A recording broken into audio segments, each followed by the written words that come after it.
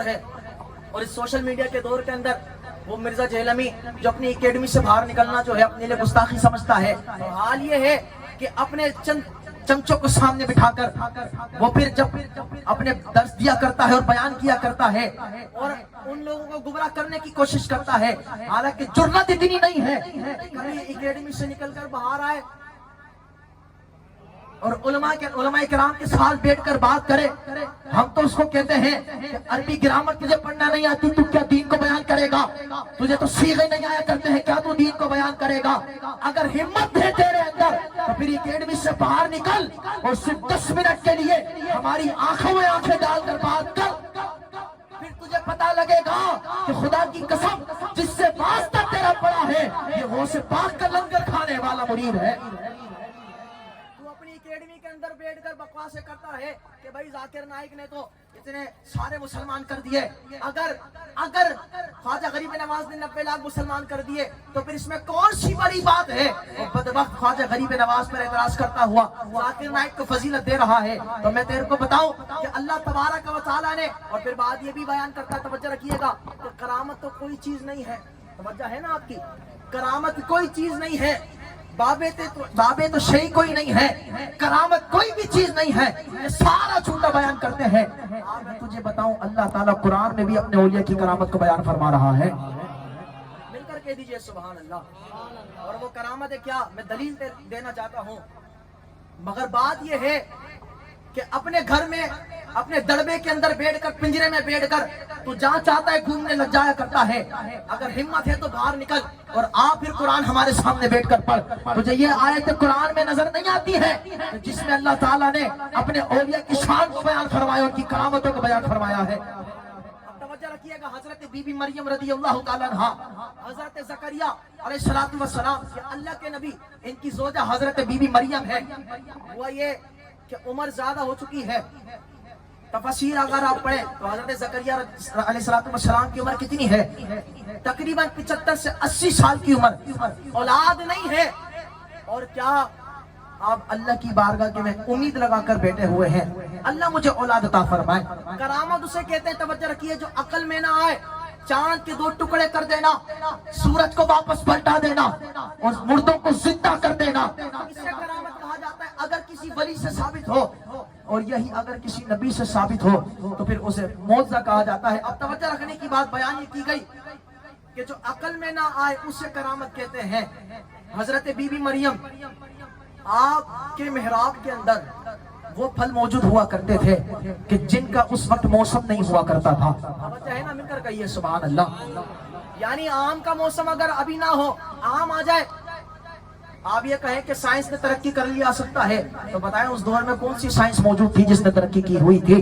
بے موسم پھل محراب کے اندر حضرت بی بی مریم کے پاس آیا کرتے تھے، جو کہ حضرت زکریا آپ کی زوجہ تھی۔ اب بات یہاں پر یہ بیان کرنی ہے کہ حضرت زکریا جب حضرت بی بی مریم کے پاس گئے اور دیکھا کہ محراب کے اندر بے موسم پھل لگے ہوئے ہیں، تو پوچھا کہ ان کا تو موسم نہیں ہے، یہ پھل تمہارے پاس کہاں سے آئے ہوئے ہیں؟ اور اسی کو کرامت کہا جاتا ہے جو عقل میں نہ آئے۔ عقل میں نہیں آ رہا کہ جب موسم نہیں ہے تو پھر یہ بتاؤ تو پھل کیسے آ رہے ہیں؟ عقل نہیں تسلیم کرتی، اسی کو کرامت کہا جاتا ہے۔ اور پھر ہوا یہ کہ آپ نے یہ کہا کہ جو بے موسم پھل آپ کو نظر آ رہے ہیں یہ سب میرے رب کا فضل ہے، اللہ کی عطا ہے۔ حضرت زکریا علیہ السلام نے ہاتھوں کو اٹھایا، رب کی بارگاہ میں دعا کی، پروردگار جب تو بے موسم یعنی موسم نہیں ہے اور اس کے اندر وہ پھل دے سکتا ہے جن کا موسم نہیں چل رہا، تو اتنی عمر میں امید کرتا ہوں تو مجھے بیٹا بھی عطا فرمانے کو قادر ہے۔ فرمایا یا زکریا انا نبشرک بغلام اسمہ یحییٰ، کہ اے زکریا ہم تجھے ایسے بیٹے کی خوشخبری دیتے ہیں کہ جس کا نام یحییٰ ہوگا۔ یعنی موسم نہیں چل رہا تھا تو پھل کہاں سے آ رہے تھے، اسی کو کرامت کہا جاتا ہے۔ اگر کوئی پوچھا جائے مرزا سے یہ بتا کہ تجھے قرآن مجید کی یہ آیت نظر نہیں آ رہی ہے کہ جس میں اللہ تعالیٰ اپنے اولیاء کی شان کو بیان فرما رہا ہے؟ اتنا ہی نہیں، چلے آگے چلتے ہیں، میں آپ کو بیان کرتا ہوں حضرت عاصم بن برقیہ کا واقعہ۔ جناب سلیمان علیہ السلام اللہ کے نبی ہیں اور ملکہ بلقیس کو آپ نے دعوت کے لیے بلایا، توجہ رکھیے گا، ملکہ بلقیس دعوت کے لیے آ رہی ہیں. بس یہ بیان کر کر اپنے موضوع کو ختم کروں گا. ملکہ بلقیس دعوت کے لیے آ رہی ہیں. سلیمان علیہ السلام نے کہا کہ کون ہے کہ جو ملکہ بلقیس کے محل میں چلا جائے اور وہاں سے جا کر تخت کو اٹھا کر لے کر آئے. ملکہ بلقیس محل سے نکل چکی ہے.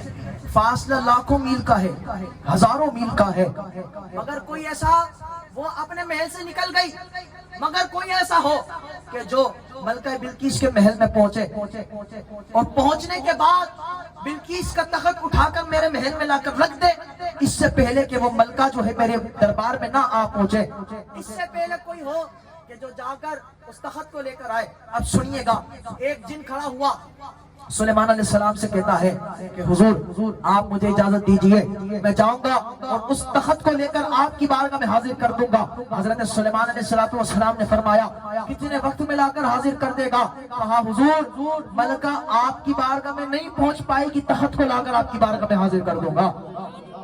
توجہ رکھنے کی بات, مگر حضرت سلیمان علیہ السلام آپ کی خواہش تھی کہ اس سے بھی پہلے کوئی ہو جو تخت لا کر میرے پاس رکھ دے. اب آپ کی توجہ چاہتا ہوں, تخت کا حال بیان کیا گیا جو 40 گز چوڑا ہے, 80 گز لمبا ہے, ہیرے جواہرات موتیاں اس پر لگے ہوئے ہیں, کئی لوگ مل کر اسے اٹھایا کرتے ہیں. حضرت سلیمان علیہ السلام کے ایک امتی جن کا نام آصف بن برخیہ تھا, کھڑے ہوتے ہیں. قال الذی عنده علم من الکتاب, وہ کھڑا ہوا کہ جس کے پاس کتاب کا تھوڑا سا علم تھا. قرآن بیان کرتا ہے من تبعیدیہ ہے کہ جو باس کا معنی دیتا ہے, جس کا مطلب یہ ہے کہ وہ کھڑا ہوا کہ جس کے پاس کتاب کا تھوڑا سا علم تھا. آپ توجہ رکھیے گا اور اس جملے کو میرا یاد کیجئے گا. میں نے کہا وہ کھڑا ہوا کہ جس کے پاس کتاب کا تھوڑا سا علم تھا, وہ کچھ کتاب کو جانتا تھا. وہ آصف بن برخیہ وہ حضرت سلیمان علیہ السلام کا امتی تھا اور آپ کی امت کے ولیوں میں سے تھا. انہوں نے عرض کیا حضور مجھے اجازت دیجئے, میں اس تخت کو لے کر آؤں گا. حضرت سلیمان علیہ السلام نے فرمایا کتنی دیر میں لا کر حاضر کر دو گے؟ حضرت سلیمان علیہ السلام سے عرض کیا آپ کی پلک جھپکنے سے پہلے آپ کے قدموں میں تخت کو لا کر حاضر کر دوں گا. آپ کی پلک جھپک نہیں پائے گی, اس سے پہلے میں آپ کے قدموں کے اندر لا کر تخت کو حاضر کر دوں گا. حضرت سلیمان علیہ السلام کا یہ واقعہ رب کعبہ نے قرآن مجید میں ذکر فرمایا. آپ سوال کریں مرزا اتنی بدبختی نہ جھاڑ, تو بتا تجھے قرآن کی یہ آیت نظر نہیں آتی؟ اگر اللہ نے بصارت دی ہے تو بصیرت والا بن اور پھر یہ قرآن کی آیتیں پڑھ جس کے اندر اللہ تعالیٰ اپنے محبوبوں کی شان کو بیان فرما رہا ہے. توجہ رکھنے کی بات, توجہ رکھیے گا کہ جب آصف بن برخیہ کہ جو کہ حضرت سلیمان علیہ السلام کے امتی تھے, ان کا یہ عالم کہ وہ لاکھوں میل کا فاصلہ پلک جھپکنے سے پہلے طے کر لیا کرتے ہیں اور وہ بھاری تخت کو اٹھا کر لے کر آ جایا کرتے ہیں. اور قرآن نے ان کے علم کی گواہی دیتے ہوئے کہا کہ وہ کتاب کا تھوڑا سا علم رکھا کرتے تھے. تو جس کے پاس کتاب کا تھوڑا سا علم ہو اس کا حال یہ ہے کہ وہ لاکھوں میل کا فاصلہ تھوڑی سی دیر میں طے کر لیا کرتا ہے. تو بتاؤ کہ جس کو اللہ تبارک و تعالیٰ نے پورے قرآن کا علم عطا فرمایا ہے, اللہ تبارک و تعالیٰ نے جس کو پورے قرآن کا علم دیا, جس کا نام شیخ عبد القادر جیلانی ہے, زمانہ جسے غوث اعظم کہا کرتا ہے. جب آصف بن برخیہ کا عالم یہ کہ تھوڑا سا علم ہے اور حال یہ لاکھوں میل کا فاصلہ طے کر لیا کرتے ہیں, تو بتاؤ اللہ تعالیٰ نے میرے غوث اعظم کو کیا شان عطا فرمائی ہوگی.